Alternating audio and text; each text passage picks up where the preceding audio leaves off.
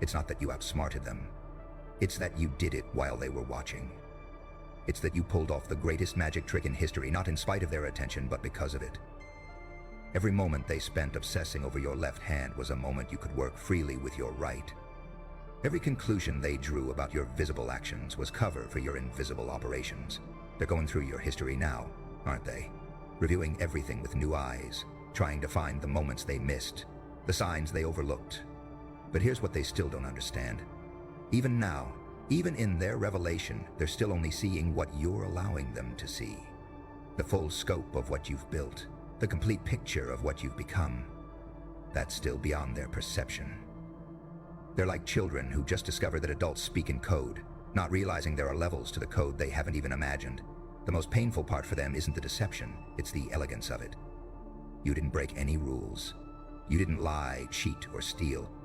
You simply understood that perception is reality for most people. And if you control perception, you control their reality. While they were living in the reality you crafted for them, you were building your actual reality in spaces they didn't know existed. Let's dissect what's happening in their minds right now. First comes confusion, that beautiful moment when their certainty cracks.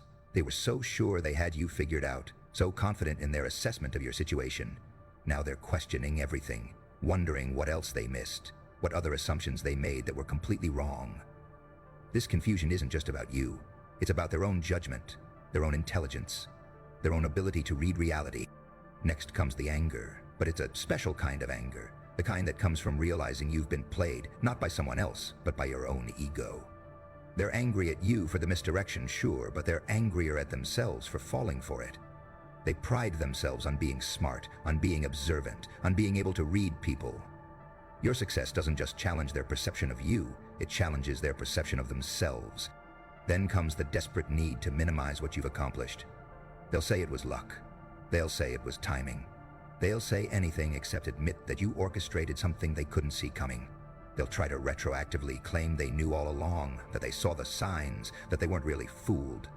But we both know the truth, don't we? They were completely, utterly, beautifully deceived by their own assumptions. But here's the part that really haunts them. The realization that if you could do this, what else are you capable of? If you could build this much while they were watching your every move, what could you build now that you've proven their surveillance is meaningless? They're not just looking at what you've done. They're terrified of what you might do next. You've become unpredictable in a way that makes you dangerous to their entire worldview. You want to understand real power. It's not about what you can do. It's about what people think you might do. By revealing that their entire understanding of you was wrong, you've created a mythology around yourself